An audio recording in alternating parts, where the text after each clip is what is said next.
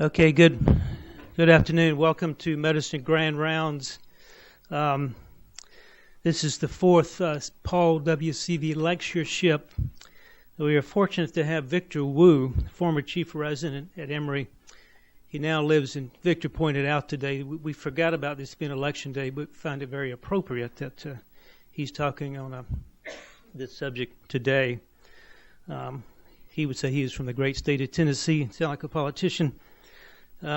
His title is Health Policy, Does Evidence Really Matter? And to give you a more detailed introduction, I'm going to ask Dr. Ruth Parker.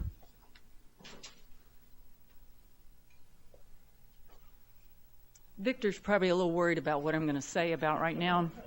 You know, there are a lot of things I think a lot of us are a little bit worried about these days. But there are a few things that are also rays of hope, and I would put Victor Wu in in that category. So, Victor, it's absolutely a pleasure to be able to stand up here and introduce you to folks, some of whom know Victor. So Paul C.V. practiced medicine and really enjoyed and did a good job taking care of patients across the street from here. And he had a practice of patients that really loved him, and the C.V. lectureship is a tribute to, it's a legacy of his passion for good clinical care. And we benefit from that by being able to bring in speakers. Well, Victor's also, like Paul C.V., is someone who cares a lot about good clinical care, but his patient population is a little different. Victor's the youngest chief medical officer for Medicaid in the United States. He oversees the medical, the dental, and the pharmacy services for a little over 1.5 million people. I don't know what the budget is, but let's just say if it's at least $8,000 a person, that's a budget of at least $12 billion a year. And that's Victor's purview from which he speaks today. Excitingly, what brought him to where he is back in Tennessee is a path that came through Atlanta. He grew up in Tennessee. His folks still live there. As an undergrad, he went to Vanderbilt, majored in biomedical engineering there, came to Emory Medical School, stayed on with us in Stacy's program as a primary care resident, and then stayed at Grady as a Grady chief resident. And as a chief resident, I really got to know Victor. I knew him as a resident. I knew him as one of those really solid, good primary care docs who cared about his patients and whose patients really knew that he cared about them. We do notice those things. But what really impressed me was when he came to me early in his chief year and he says, I've got a dream. I want to be a White House fellow. And I said, oh, wow, that is a dream. That's really a great opportunity, and it would be tremendous to see you get there. What would you talk about if you got an interview? And he and I started talking, and indeed, I saw in Victor this burning desire to really move forward and do something. And the Affordable Care Act had just become the law in the country, and he and I put together a project that he worked really hard on that had to do with the individual mandate, you know, that part of the Affordable Care Act. And we decided to deconstruct health insurance and look at what the conversation for all of America should be. For every person, for every provider, what do you need to know and understand and do? And we broke it apart into its pieces and built the components of that conversation and got some traction around the country. There were governors talking about parts of it. There were state agencies that picked up part of it. We presented it at the national academies before one of their boards. And Victor goes forward in his application for a White House fellow, and it was a pleasure to sit and write that letter of recommendation. And I know Ira's sitting here. He was another one who wrote that letter, Stacy Higgins another. And what really impressed me about Victor, when I asked him to really tell me why he wanted to do this, was not that he realized that he had the abilities, but he told me he actually had a burden to give back. And I thought, you know what? That's more than secret sauce. When you feel like you don't just have a duty or an obligation to use the privilege that you have, but you've got a burden to do it. And I saw that in Victor and knew I could write a good letter. And he did go forward with that application, and he got to be interviewed by the likes, not just the likes, but General Wesley Clark.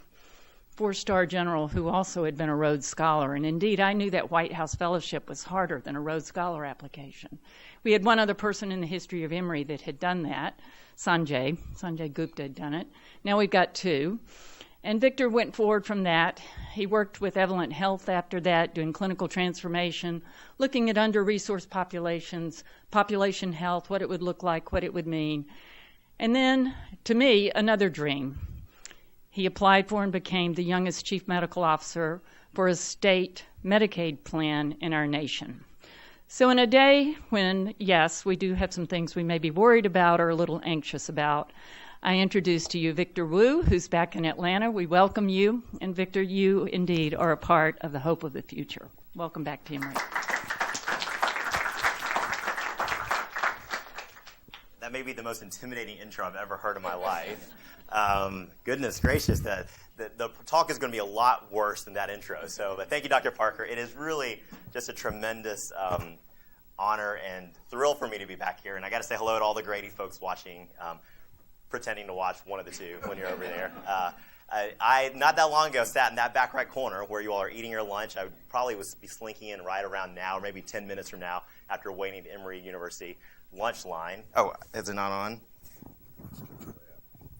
Okay, can you all hear me? Hopefully you can hear me okay now. It is just, like I said, a real treat to be back. And I wanted to spend a little bit of time today talking about health policy and if evidence really matters. You know, Emory is a research beacon in the South. The amount of dollars that flow through here in the medical school, in the school, in the Department of Medicine, the CDC is here, the public health school is here. 17% of our GDP is spent on health care, and so certainly there's got to be some good evidence, right? And certainly evidence matters. You know, it's not like climate change where there's a paucity of evidence that's really settled that question or anything like that. But certainly we are here in a day and age where we can take evidence and try to apply it to health policy. Well, let me tell you that the answer is no. There is no health policy-based evidence or evidence-based health policy, so it's been a good talk. Thank you guys for coming. We'll go ahead and wrap on up. But I do think that in this day and age, unfortunately, a lot of our evidence is starting to turn into more of a tool to bludgeon people with. So, and for positive or negative, I actually read someone sent me an article recently that talked about if you wore crazy socks or, fun, fashionable socks, people look at you with that you're more competent and intelligent. So I definitely wore crazy socks today as a way. So hopefully you can feel like you're looking at me. And that's actually published in a real journal. Don't know if it was peer reviewed, but it was at least a real journal. And so how does evidence really fit into health policy, especially today on Election Day? And so just to give you background, Dr. Parker mentioned a little bit, just so you kind of know where I'm coming from. TennCare is a state Medicaid program in Tennessee. We do have about 1.5 million people, which is 20% of the state. We cover about 50% of all births in the state and about 50% of all kids in the state as a primary health insurer. And so that's not that uncommon for a Medicaid program. Most Medicaid programs in the country primarily serve moms and babies unless you've expanded. Tennessee has not expanded Medicaid. And so we are primarily a moms and babies program as well as serving a lot of members with disabilities, both intellectual and developmental disabilities. And all of our care is managed through one of 3 health insurance companies or managed care organizations. And so Tennessee is the only state in the country that truly has 100% managed Medicaid, which means that our health insurers are partners, whether we want them to be or not, because all of our benefits and all of our members' experiences are being run through the Medicaid plan. So with that context in mind, I thought I would pick 3 very safe, non-controversial topics to talk about evidence as informed. One is work requirements, aka community engagement. A second is contraception, again, a very safe topic in a red state like Tennessee, as well as the opioid epidemic, which no one cares about in this day and age. And so hopefully today, though, we might spend a few minutes talking about at least how Tennessee and our state legislature, as well as some of the leadership at the Medicaid program, have begun to think about how evidence either fits in or doesn't quite fit in each of these 3 topics. And so I'll start with community engagement or work requirements. And so I think if I said 2 different statements, you might feel very differently about how that statement came out. One would be anyone who receives a government-supported program like Medicaid should have a pathway to independence, an opportunity to lift themselves out of poverty and move into financial and economic stability. And that sounds really, really good. I don't think anyone would disagree with that statement. And that's kind of how we talk about Medicaid work requirements if you're very pro-work requirements. On the other hand, another way you might say it is creating unnecessary administrative hurdles and burdens will actually cause people to lose health insurance and it worsen their access to economic opportunity and financial security. which will be what folks that are against Medicaid work requirements will talk about. And so what exactly does the evidence say, and then kind of where are we at this stage? So just as a quick survey, here's a picture of the country and what's happening so far. So at this point, this day and age, under Seema Verma, who is the current CMS administrator and director of Medicare and Medicaid for the President Trump's administration, they have made it very clear that they are in support and looking to evaluate states' proposals for Medicaid work requirements. So in essence, if you're going to get Medicaid, there should be some level of engagement for you, whether through jobs or job training or college education or GED degrees or community service, for example. And so 4 states have been officially approved and made it through the waiver process. You can see them in the kind of the teal color there. That would be Arkansas. Wisconsin just got approved. Indiana and New Hampshire. Kentucky had been approved as well, but recently had a court ruling that paused that until they can figure out a reevaluation of that, as well as a number of other states which are potentially filing or have already filed waivers under review for CMS to look at. So, well, what does that really mean? At least in Tennessee, this idea has caught on very strongly. And this past General Assembly, which ended in July of this past year, our agency, TennCare, was instructed by our state legislature to submit a waiver amendment to CMS in order to implement work requirements. In essence, to come up with, and I'll read directly from the state law, now that's passed, create reasonable work and community engagement requirements for able-bodied working age adult enrollees. So that's our task. We've been tasked by that. It's a matter of law. It is settled. Legislators have made that decision. This is why down-ballot races matter. And so today is Election Day. You should all go vote. But down-ballot races make a really big difference in terms of how state policy goes forward. And so we are now instructed by our state legislature to go forward and put forth a work requirement waiver for our program in Tennessee. And so what does the evidence say? And I do think that there has been a lot of discussion, and this is one of those things where actually if you were part of the General Assembly this past session in Tennessee, you would have heard 20 or so different groups come in and testify about the quote-unquote evidence of work requirements. And unfortunately, for better or for worse, people have their own view of how evidence looks. And so a lot of I think if you look at it from an academic perspective, and here at an institution like Emory, where we are truly looking for the actual truth, looking for what is true, we try to, I remember Dr. Dressler in lectures with him, helping to make sure we break down the p-value, looking at the limitations of a study, doing journal club. That is the exercise that academic researchers love to do. That is not the exercise that most legislators or most lay individuals are going to do. But this is a lot of where the body of evidence came from. So from the TANF population, which is, in essence, welfare, but it's the population for temporary assistance for needy families. So if anyone loses their job or is super low income, they have an opportunity for their families to get welfare, food stamps, that type of program.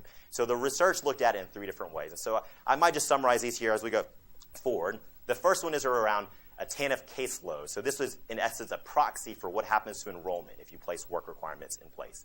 And so when work requirements went into place for TANF across these 13 years of the study, some states experienced declines of over 80%. Not surprising. If folks who are required to do something and they don't do it, they're going to lose their coverage. I can't even remember to pay my cell phone bill if it weren't on auto pay. So there are some real decisions about policy, about how do you implement the type of requirements you have to do to show that you're working. So caseload declined in TANF. Caseloads are driven mostly by declining take-up for eligible families. So once folks heard about the work requirements, they were less likely to present to come forward and get their TANF benefits that they might be entitled to, as well as families leaving more quickly. So not only were less people enrolling, but people that did enroll were being disenrolled more quickly. Secondly, did it actually have an effect on employment? That's the goal. If we're going to have work requirements, we want to actually help. Again, if you go to that first statement, we want to actually lift people up out of poverty into financial independence. And so looking at employment, there actually was an increase in the number of folks who got employment. But a lot of that employment was temporary employment. And the effects were not sustained over time. So that initially, number of people at least reporting employment increased, and then that did not last over the course of multiple studies, which looked at this over a 5-year period.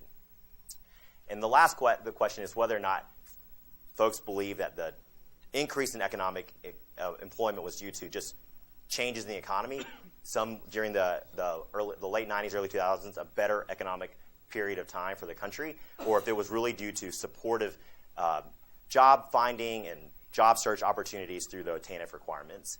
And the last one is the effect on income. So do we lose people? did it help people get jobs, and did it actually help them move toward financial independence? And so the effect on income was also a little bit, I think, mixed at best. And so some folks did see increases in income, but in sometimes that actually removed or changed their source of income. And so perhaps you would argue from a policy perspective that's a good thing. So maybe less reliance on food stamps, less reliance on government subsidies, more reliance on wage-earning jobs. But again, a lot of these were not monitored or were not seen sustainable over a period of time in the work requirements. So all in all, the effects that the community engagement and work requirements had was increase in decline or decrease in enrollment, increase in folks leaving the TANF program. There was some sustained early increases in employment that did not necessarily sustain over time. And income did go up in some programs, but a lot of those programs did not, again, was just switching out sources of income in dollars for the individual. And the last thing is, when they looked at well-being, this was not a very well-studied portion. It's hard to determine what well-being is, but some of the effects weren't that clear. But it was, I think, one of the good parts that came out of these studies was the more hands-on and the more active the job search was that supported folks finding work opportunities, the more likely they were to find a job that actually led them to more sustainable income. So I think there were some nuggets that came out of these studies. And the question, though, is, well, what does that mean and what does that matter? Because I think the evidence is pretty clear that work requirements wasn't the kind of the panacea that folks had hoped it to be by requiring it. But in fact, it actually had maybe some marginal increases, but overall nothing sustained that really led to that big statement of saying, let's move people toward financial independence. However, here we are. We are back in an era where evidence is informing some of those decisions, and work requirements and the way it gets implemented actually has a lot of major policy decisions to be made that folks are trying to think through smartly. So whether you agree or disagree with the value of work requirements in a program where there's government assistance, that actually isn't the issue from a policy perspective. The issue is actually how do you implement a program and how does that actually affect real lives. And so some places in Arkansas, for example, they have just an online attestation. So they don't have to turn in W-2s. They don't have to turn in actual GED requirements. They're just online attesting that they had 20 hours of work or community engagement versus some programs are all the way to the side looking at doing a registration system. You have to turn in monthly kind of checkpoints, a much more administrative heavy perspective on it. And so the details of the policy have made a major difference, as well as who is exempted from these work requirements. And so what's the age group you want to apply it to? One state is doing from 19 to 59. Another one is only looking at the 30 to 50 range in the expansion population. And so a very limited group. Others have medical exemptions. And so if you are disabled or have major health issues or concerns that you aren't able to work, you're exempted from these requirements. Others look at if you have children under the age of 6, you are exempted. So there's a lot of policy decisions that directly impact how evidence is played out in the policy that policymakers make.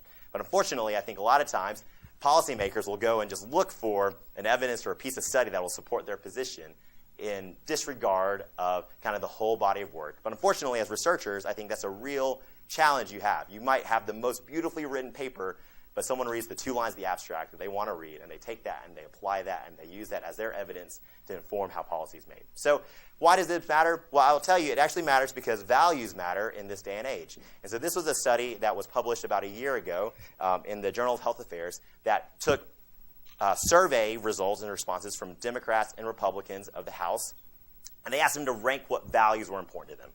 So if you look at this, the top is the Democrats. 192 Democrats responded, and the bottom is 102 Republicans, again, U.S. House of Representatives, and they looked at what was most important to them. This isn't surprising. A lot of these, I think we probably would all say have merit and important values and places in our healthcare landscape today, but a lot of it is just distinctly different. So if you look for the Republicans to the right, which is more important on the right-hand side, on the x-axis, less important, or they just rank that lower down on their kind of value system as least important on the left, you'll see that Republicans, not surprising, highlighted smaller government and reduced costs, specifically individual costs. I think many people here would probably agree with those two statements. Similarly, Democrats have a different perspective. They looked at improving health and reducing costs as in primary ones. And even within this period, this kind of big purple circle, which is addressing healthcare delivery, you can see how different values mean different things to different people. So addressing healthcare delivery on the Republican front looks at regulating or trying to deregulate private insurance market versus quality and safety, maternal and child health, reducing disparities on the Democratic side. So again, not that surprising if you're to think about it, but it is really important to think about healthcare and research how it impacts the value system with which people look and feel and think about it. So Medicaid work requirements, a pretty big body of evidence, a lot of variation how that evidence is being applied, and a lot of kind of to see what's coming along the way for the next couple of years as many more states implement this along the way. All right, access to contraception. So generally speaking, I think we all probably would know how we peg the right and the left on what they think about contraception. And so here's a couple numbers, at least in Tennessee, or this is nationally. In the last 20 or 30 years or so, the last 3 decades, the number of unintended pregnancies has become primarily concentrated in low-income, poor women. That is where unintended pregnancies are. So folks that weren't planning to be pregnant, they didn't have that on their radar screen, family planning wasn't part of their discussion, is really becoming concentrated in the lower-income, poor women population. Now, looking at birth control, on the other hand, and this isn't getting in Tennessee, we can see less than half of people using birth control who were not trying to get pregnant. So that's not a surprising statement, but if you're not trying to get pregnant, that's not on your radar. You might think birth control might be more on your kind of value system to think through. And then similarly, if you look at comparison of birth control methods at time of pregnancy between before the pregnancy and then immediately after delivery, you'll see that a lot of individuals are using things like condoms, withdrawal, birth control pills, natural family planning, or rhythm method as the primary sources of birth control, and then they got pregnant. Suppose that's probably not that surprising if you think about the evidence of it. And then you can see kind of there's a shift toward voluntary, reversible, long-acting contraception. So not telling you anything that's not common sense. I'm really glad we have people that study these things that confirm our common sense. It helps us feel better about our own common sense. But people who are using birth control but aren't using the most optimal methods are likely to get pregnant. And people who are not planning on getting pregnant but aren't using any birth control get pregnant. 2 really crazy statements that we had a lot of money that went out in grants to study those, and we did. But we found it, and we can feel like we have evidence here. But the nice thing about it is that it actually helps when you want to make a change. You can look for evidence in a way that helps support. Well, this is a statement, though, I think that has looking at how when values can converge, and then how do you actually push a policy through when values converge. This is the rate of TennCare NAS live births. So NAS is neonatal abstinence syndrome. And so for those of you who are in the substance use disorder space or treating opioid use disorder, NAS is when a child is born dependent or addicted to opioids because the mom was using opioids during the pregnancy. And if you can see over the last 6 years, not surprising, as the opioid epidemic has hit and ravaged the country, but it's particularly hard in rural America and Appalachia America, the number of babies born with opioid dependence and addiction is just skyrocketed in Tennessee. So what does all this mean? Well, when we look at birth control, I think I saw this back in the day when I was at Emory. I think everyone probably has seen this one, but this is, again, not rocket science. We know which types of methods work better. We know that long-acting reversible contraceptives, IUDs, Nexplanon implants, those types of contraceptives work better over things like condoms, abstinence, education, those other types of things that are part of the birth control or family planning curriculum that we teach these days in our schools. And so, not only do we have people not using birth control who don't want to get pregnant, we know what birth control works. We know that birth control types or behaviors also work differently. So folks that were using any LARC were much more likely. Nearly 90% of people that were on a LARC were still on it a year later compared to those using other types of birth control. Patch, ring, oral contraceptives, depot shots, etc. And so there's a body of evidence that's pretty clear. If helping individuals try to plan and reduce unintended pregnancies is a goal, a policy goal, there's a clear pathway forward, increasing access to long-acting reversible contraception. So, well, how do we do that, though? So in a state, certainly in the South, where contraception is a challenging discussion, where folks bring a different set of values from across on both sides of the aisle, there is an interesting opportunity, though, when you can figure out how to work within someone else's value system. And so the opioid epidemic in Tennessee has allowed a really different conversation about contraception over the last 2 years. So if NAS births, which really impact a child, an unborn child and then a born child, with their future longevity, and we know that's a really big issue. In Tennessee, we've really taken that and had an opportunity to have some really meaningful discussions with folks that might not generally, at face value, support, we want increased access to contraception for all women. That's not usually their stance they would be elected on, but if we put that in the sense of saying, hey, look, especially given the epidemic, helping moms who aren't planning on getting pregnant, who may be struggling with addiction, reduce the rate of neonatal abstinence syndromes, reduce the rate of unintended pregnancies, reduce the rate of abortions even. That is actually a good thing for the state and fits within your value system. There's a really interesting conversation that we have. So what we've done in Tennessee is we've done two big things in our Medicaid program to push that forward. The first one is we've been allowing delivering hospitals to pay for their LARC device immediately postpartum separately than the global payment they get. So there's now an incentive financially for a hospital to actually get a LARC device into their patient if their patient wants it and they think it's the right thing for them, and don't have to think about the financial delivery system of that whole piece. It's amazing. I've never had a baby. I hope I never do. But if a mom, there's this really interesting window. I bet all moms in here know that immediately after you deliver, you think a little bit differently about when you want your next child. And so if you get to them during that peripartum period and you have a discussion about when are you thinking about your next child? When do you think, how do you plan to get there? Do you want to have more control over that? A lot of women decide that LARCs are a really good decision for them. And if you have that entire plan in place, doctors are willing to have the conversation, but they can get paid for it, then that really changes the way a policy is driven. And so what we've done is we've removed the entire restriction around how payment is done for LARCs for our Medicaid moms who are delivering, so they have increased access to contraception. A second way we've done that is because we know that folks that have to go to an office twice in Medicaid are much more likely to skip their second appointment. So if you go into an outpatient clinic and your OB or your family doctor tells you, or primary care doctor says, hey, do you think about birth control, planning your next pregnancy? And they say, yeah. Do you want a LARC? Yes. We'll come back in 3 weeks and we'll get your device. What do you think the show rate for that's going to be? Not very high. And so we've thought about how do we increase access to same-day, long-acting reversible contraceptions. And so in partnership with a pharmacy company, we've been able to distribute LARCs on consignment so that once a patient shows up, if they get their LARC that day, you can bill backwards. This is a lot of kind of health economic pieces, but you can get a device off the shelf. It's like having a mini pharmacy in your office. We're providing those devices free of charge, no risk to the clinic. They'll get those devices. They'll pay for it backwards. They'll bill it backwards and be able to insert the same day the patient comes in.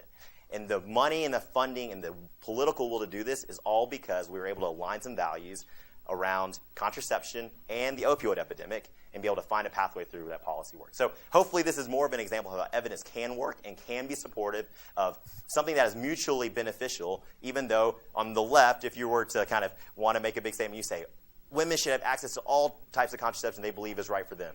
On the right, maybe we say we want to improve or decrease unintended abortions and unintended pregnancies or children that are born in really traumatic or trauma-informed environments. And so there's actually a path forward, even though those seem like polar opposites from a policy statement. Thirdly, I want to spend a little bit of time talking about the opioid epidemic. And so certainly Georgia is being impacted by it, as well as Tennessee, West Virginia, a lot of the Appalachian chain. We're seeing a lot of challenges. And so this one, I'd be really curious, and perhaps maybe you all give me some feedback around some of the decisions we've made. So first of all, though, sometimes evidence isn't helpful. This is a great article that came in New England Journal of Medicine. Some of you may have heard of that journal before. In 1980. That highlighted phrase, we conclude that despite widespread use of narcotic drugs in hospitals, the development of addiction is rare in medical patients with no history of addiction. So, really good scientific journal, great evidence, right? And so sometimes evidence actually is just wrong, and so we had to course correct as a country. And so here's a chart of how opioids have been consumed in the USA versus Europe. You want to take a guess which curve is the US's? That's right.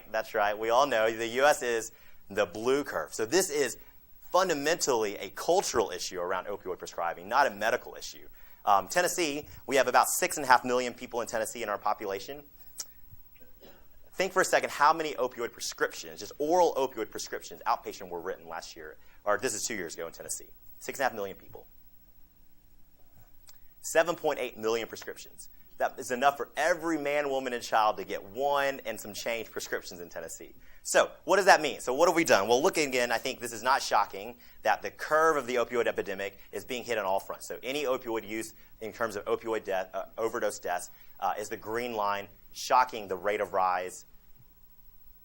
Mostly originally driven by prescription opioids, which is the purple. That's flattened a little bit in the last kind of 2 to 3 years. Heroin and synthetic opioids have surpassed it at this point. So I don't think I'm telling you anything you don't know. The opioid epidemic, it is a real public health crisis and emergency. It is something that is truly impacting hundreds of millions of people in the country. So what do? So in Tennessee, what we decided as an insurance company for TennCare is we've limited how many opioids your patient can get. So we've now said for first time in non-chronic users, so people that are not already on chronic opioid use, they can only get 15 days of opioids, no more than 60 morphine milligram equivalents every 6 months. So folks in the medical community in Tennessee, you can imagine this is very mixed reviews. Some doctors say, get the government out of my clinical practice. I'm now telling you, government, TennCare, I guess me, is now telling you, doctor, you can't write for more than 15 days every 6 months. That is a big shock, a big difference. That is government directly in. On the other side, some doctors say, this is amazing. I can now blame the state for not letting me write you opioids. Please, this is fantastic. Oh, it's not my fault. I'd write as much as you want, but TennCare, those big bad guys at TennCare, they won't let you write more opioids than I want to. So, but how do we get that? So seems like some arbitrary numbers, right? 15 days, 180, 60 morphine milligram equivalents. How do we get there? Actually, there's a whole body of evidence, and so let's talk through that. So the first thing I would say is that it is pretty clear from the evidence that opioids for acute pain actually aren't superior. So when they look at drug choices and you're comparing head-to-head opioids versus a combination of Tylenol and acetaminophen for acute pain, so this is post-op pain here, opioids did worse. The number needed to treat, again, a great Dr. Dressler term I learned from him, if you were here. The number needed to treat is much higher to see an impact before with just opioids or opioids plus Tylenol, a Percocet, for example, versus acetaminophen plus ibuprofen combined. Tremendously higher. Second, when you look at acute extremity pain, so in the ER, they randomized and they looked at folks getting ibuprofen and Tylenol in combo versus IV and PO oral or opioids in the ER for small fractures or acute trauma like ankle twists, etc. Again, no major difference between the two. So I would posit, at least on the acute pain side, there's some real evidence that might suggest that opioids aren't superior. They, in fact, might be inferior, but at least there are alternatives to consider. The second thing is if you look at overdose rates, there's a significant inflection point when you get above 50 MME. So above 50 MME, your rate of overdose actually is 2.5 times higher. So originally in TennCare, we actually set our rate at 40 MME with this evidence, but after a lot of pushback from some certain specialties that I won't name but like to do procedures on bones, they really decided that 40 MME wasn't quite enough. And so we compromised and we went to 60 MME. But 50 MME is a real inflection point, 2.5 times higher risk of overdose for opioids. Thirdly, looking at the quantity. So again, this is a really well-run trial that the CDC did, published in MMWR. Took a really long time to get there to make a really crazy statement, which is to say, the more opioids you get, the longer you get them, the more likely you are to be addicted. Again, really big study for us to get to that point. Common sense, supported by evidence. I feel really good, though, that I have an article that I can point to now and at least be able to take that to our medical community.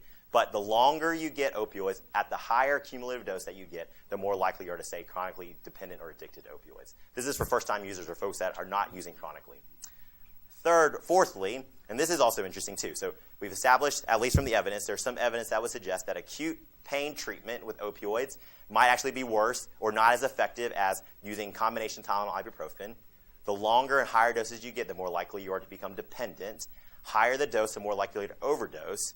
And now this study, not only are if you take opioids for longer, your risk of all-cause mortality from any disease is higher than from those who don't take opioids, unrelated to overdose deaths. So let me say that a different way. If you have a 70-year-old who's got diabetes, heart failure, COPD, and they're taking opioids, they're going to die from any cause of death more likely than they are if they were the same patient, 70-year-old, heart failure, diabetes, COPD, not taking opioids. So in fact, opioids might even be causing harm. And yet, here we are at this day and age, taking a really long time, and now government has decided, in Tennessee at least, to come in and regulate how much opioids can be written for our acute patients. And then not only that, we've also put a limit in on the first prescription. So we, at TennCare, at least for a Medicaid patient, if you've never used opioids before, your prescription can only be covered for 5 days. That's our limit. So if you need more after that, you can get prior authorization. You can get medical necessity. But again, 5 days is your first fill script that you're allowed to get. So whether you agree or disagree, these are at least major changes to clinical practice in Tennessee that have really far-reaching implications, I think, that we at least try to use evidence to base it on. So what's happened since then? So I think, generally speaking, I think the medical community in and of itself, unrelated to any policy, has started to realize more and more over the last 5 years the dangers of opioids. All of you probably have changed your opioid prescribing patterns in the last decade as you think about it. But in Tennessee, if you look at the number of acute and chronic opioid users. Again, our goal was to target acute users only, not chronic users. We think chronic users who are already dependent or using opioids chronically, they might need a different journey. To take away their opioids might have unintended consequences, having them look for illicit opioids or turn to street options. And so that was not the goal of the policy. It was only to really fit the policy around those that were first-time users or those users who had not been using opioids acute or chronically yet. And what you'll see here is a dramatic decrease. So since we put this in place in January of 2018, so we've had about 6 months of data filed through our claims, we've seen about a 58% decrease overall in 2015, but the decrease from 2017 to 2018, comparing the last 2 quarters, is as big as the decrease the last 3.5 years. So policy, whether you agree with it or not, has major implications. And secondly, the number of pills that are now being dispensed through TennCare that TennCare is paying for, major change as well. So biggest change in the number of pills dispensed in the last 2 quarters once we put our policy in place. So, again, you may think about evidence, whether or not it is good or bad, if we're using it right or wrong, but I want to at least encourage you that research is being looked at by policymakers. And we'll spend a few minutes at the very end talking about how this might actually impact your thoughts for those of you that do research or are interested in influencing policymakers with some medical evidence. Because this is a very clear intrusion, at least along the way a provider thinks about prescribing. And I think that would be, at first glance, most doctors, including me, I would not like it if someone told me you can only practice a certain way. But whether or not you agree with the policy, I think we at least looked at the impact in Tennessee, the number of prescriptions being written, the number of deaths that were occurring, and looking at how policy might try to begin part of the lever of overall attacking the opioid epidemic. So I would be remiss if I didn't at least mention that this is only one part of our overall opioid strategy in Tennessee. Primary prevention is reducing the amount of exposure for those who have never used opioids before. So that's what this entire process is for, to reduce the exposure for opioids for those who have never used it or are only using it intermittently. But we have an entire set of strategies and policies focusing on increasing access to high-quality medication-assisted therapy, looking at trying to engage members who are using chronic opioids, getting them to pain management specialists to begin better pain control, looking at alternative therapies like acupuncture, other physical therapy replacements for opioids. And so one of those things, and again, this is a study that came out of Yale in their ER, they were looking at induction for MAT. So for those of you who may not be familiar with treating opiate use disorder, there is a medicine called buprenorphine that you could use. That's a partial agonist-antagonist that blocks the craving of and withdrawal symptoms of opioids. And it is a evidence-based treatment that after many years of studying now for the last 5 to 7 years has shown to increase chances of recovery and long-term recovery and abstinence from opioids. And so they're looking at doing this now, at least through the ER. So if you show up in the ER, you've overdosed. A pretty important inflection point in your journey of addiction is if you've overdosed, you are at a different position, being revived or resuscitated.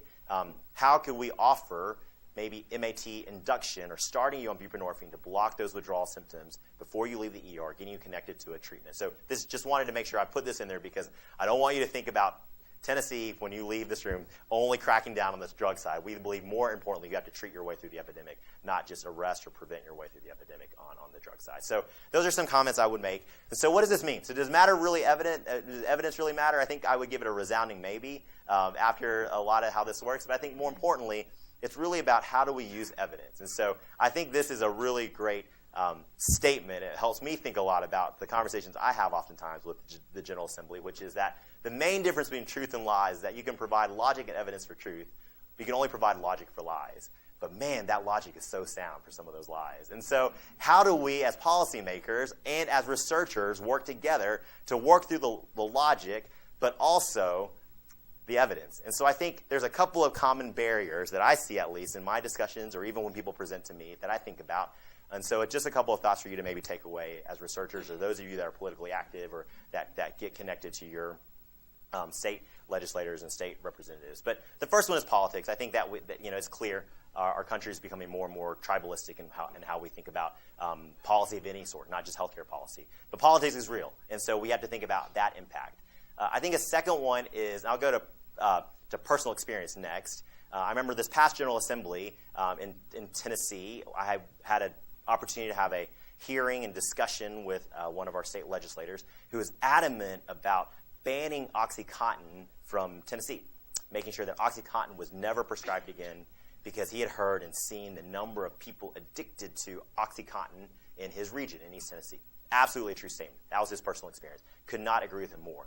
However, I think he didn't quite grasp the fact that OxyContin is just one of multiple variations of opioids. In his mind, what he was targeted on is if we can block OxyContin, we will fix the opioid problem because that is the most addictive one. And so there is some science and evidence that might talk about formulations and different types of opioids and fentanyl and Percocets and all the other types of things out there. But in his mind, he had personal experience. And so sometimes it's hard to get past personal experience. And so how do you acknowledge personal experience, acknowledge that that is valid and reasonable to have that experience, but then have a conversation about evidence-informed discussions, not just about their personal experience of getting stuck in that. This is, I think, a second big barrier that we can sometimes think. Programmatic implementation, I think this is a classic example of Medicaid work requirements. A lot of people just, it's really expensive to do this. So for states' budget, so if they have a system that's already working or another person has a system that's working, you can copy it and take it for cheaper, that sometimes just drives. So budget decisions make a pretty big impact about how evidence is applied and what we do. And so programmatic implementation is something you have to think about. And how does that play out? And the last one is precedent. And so sometimes you can't get off precedent. I think this happens in the medical world too, anchoring to diagnoses. I think we've talked about this before. Actually, I know I've heard lectures about that before. I remember when I was actually an intern at Emory, kind of as a last-ditch effort, we had a young woman who was in her early 20s who had persistent back pain that didn't make sense. She had probably a $2 million workup, and randomly we ran a test and found that she had acute intermittent porphyria. Now, do I think every single back pain in a young woman is now acute intermittent porphyria? Definitely not, but it crosses my mind. I promise you that. Like, oh, maybe this is also acute intermittent porphyria this time. And so you get anchored to diagnoses. You get anchored to what you've done before, what you've seen before. You want it to fit there. Similarly, in policy, you get stuck on precedent. So now that there's a lot of states going out and doing work requirements, I guarantee you 80% of the country that does work requirements, it'll look generally about the same. Everyone will just follow the precedent that's being set. So that is a hard thing to overcome. So what does that mean? What do we do from here? So here's what I would say to you to kind of encourage you about how you get research to matter. So many of you do research, whether it's clinical research, whether it's policy research, whether it's actually medical education research. And so you have a stakeholder out there that you have to talk to. The first one I think is context matters. You've got to understand the systems that they impact. It is amazing how many people come in and talk about the pure science of their research to us. If this works, I promise you, when you control all these factors, when you make sure that the patient is getting support to take their drug, my drug works better than that drug, you should put this on the formulary. And they think about and they forget about the context of Medicaid patients. Noncompliance is common. Access to care is a challenge. So how do you think about the context, and how do you make sure that you can import at least and translate your research into the real-life implications of the system with which someone works? So similarly, as you think about some of the things we've talked about today, how does the context with which you've taken a study, you've controlled for as much as you can to get to the source of truth, but policymakers don't care about that. They want to know, how does this play out in the real world, and how can you translate your research into the context that matters? The second one is conversations do matter. Believe it or not, at the end of the day, we do want to listen, and we do want to hear from folks that are actually on the ground. We did lots of focus groups before we made any of these opioid changes. We talked to providers, we talked to surgeons, we talked to dentists, we talked to different policy interested stakeholders, and they gave us feedback. Now, we didn't take all of it, I'll be honest, but at the same time, it was helpful for us at least to get a different perspective. And so for you all, I said it earlier, but down ballot races really matter. I think at this day and age, given kind of where our federal government is and the challenges that we see in the gridlock of D.C., the innovation and the policy making is happening at the state level. Medicaid programs across the country are really doing different things. State policymakers have a lot of influence now, and those down ballot races make a huge difference. So I know there's a huge gubernatorial election here in Georgia today, and it's a really exciting election, I think, to watch. But your guys' state house and state senate is very skewed one direction in terms of the types of people in there. And when we talk about values, those down ballot races make a difference. Again, General Assembly in Tennessee passed the law. We are required by law now to file a work requirements amendment to our CMS waiver. So think about your conversation. How do you get into those offices? The nice thing about state policymakers is they're a lot easier to get a hold of. You can't go to D.C. every day, but you can go down to Atlanta to the Capitol and meet with your legislator. They will take a call from a doctor from Emory in your constituency any day of the week. I promise you that. They are really interested in what you have to say. They might agree with you, and you may not be able to have a level-headed conversation, but I encourage you to do that in a way that actually is supportive of your values, but to also understand where their values do as well. And the last one is details matter. So there may be big statements, right? Work requirements, going to be required now, at least in 4 states, probably up to 20 or 30, but those detail matters. Is it a attestation, as we talked about earlier? Is it for all population is only for a small subset of population. How many people actually get impacted? You may have a big statement that say, we have work requirements in our state now, but actually it only impacted about less than 1% of our overall population. That's a very different place to be than having work requirements and it impacting 20% of your population. So how do you get your ideas into the details, your research reflected in the details?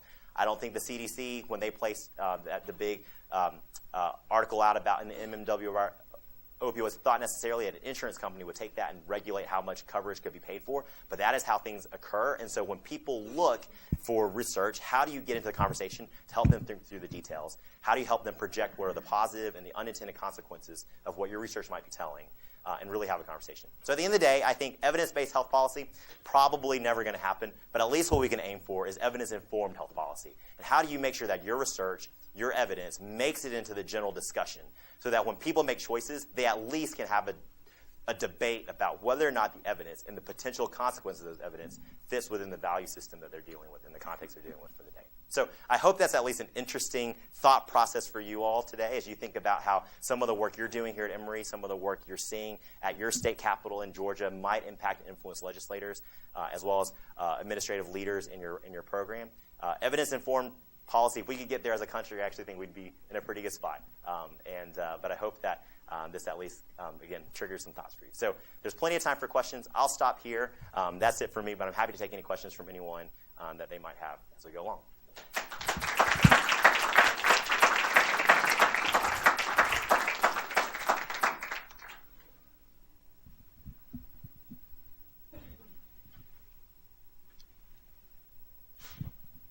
Victor, that was awesome. Thanks so much. It's great to have you back. When you go to work every day, who do you think of as your boss? That's an interesting question.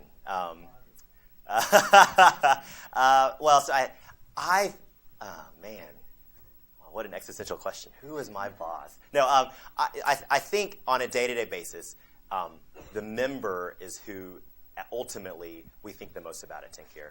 My leadership team I really trust and feel supported by, and we try to at least put ourselves in the shoes of the member and what this means to them. I think ultimately the Medicaid patient showing up and getting care is really who we are responsible to. Now that being said, of course, I have the director of our overall state Medicaid agency as my direct boss. There are other stakeholders, the legislature, who likes to think they're our boss sometimes. But ultimately, above and beyond, I think that is, at the end of the day, probably what I learned the most at Emory is the patient is the number one person in front of you. That is who you serve. At Grady, it is the patient. It is about their context, about their social determinants. And so that is something I think at a clinician you'll never be able to get away from. So that's how I think about it. That is actually a genuine answer, although I know it sounds cheesy, but I do believe that strongly.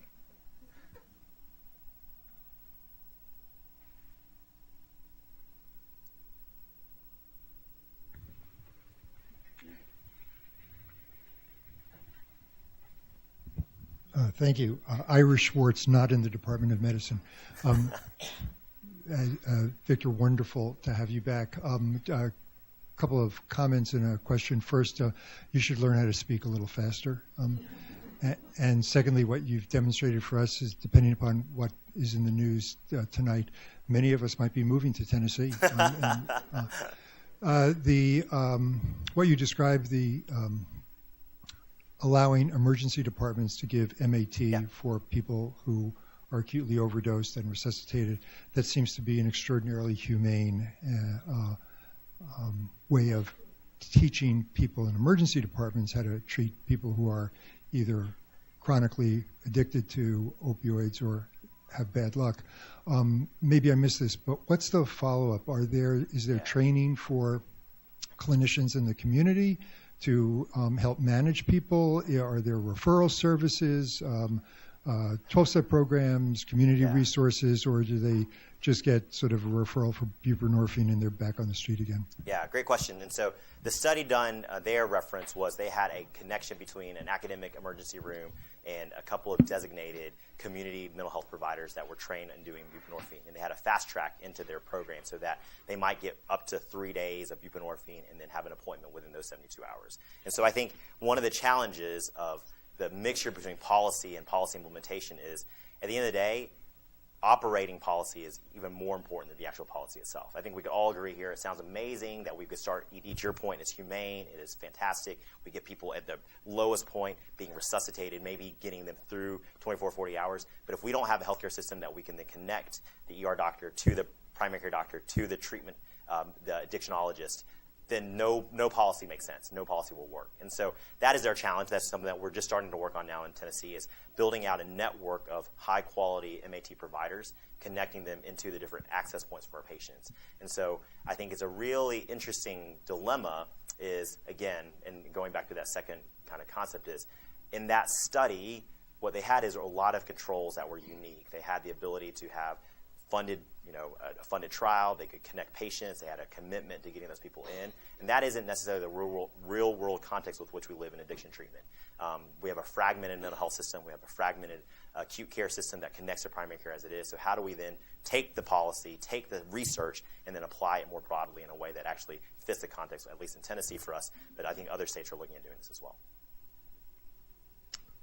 Question out of Midtown.